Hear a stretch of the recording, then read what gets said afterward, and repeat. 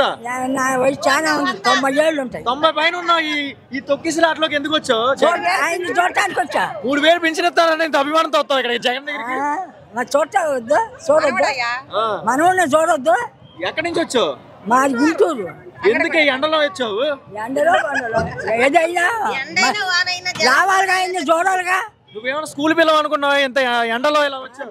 వాళ్ళంతా మా వాళ్ళు ఉండారుగా. జగన్ చూసావు మరి? చూశాను, బాగానే ఉంది. ఏం చేశాడు జగన్? అసలు అన్ని మంచిగా చేశాడు, బాగా చేశాడు. అన్ని జగన్ ఏం చేశాడు? ఏం చేయలేదంటగా. ఎందుకు చేయలే, చెయ్యకపోతే ఎట్టున్నారు, అన్ని చేశాడు. ఇలాంటి ముసలి అందరూ పవన్ కళ్యాణ్ కోటేస్తారంటగా. జగన్కే చేస్తాం. జగన్ అంటే నమ్మకం, అభిమానం. నమ్మకం, అభిమానం అన్ని ఉండే. రాజశేఖర రెడ్డి నుంచి కూడా మేము లబ్ధి పొందాము. రాజశేఖర రెడ్డి ఉండబట్టి మేము ఈ రోజు ఇలా నిలబడి ఉంటాము.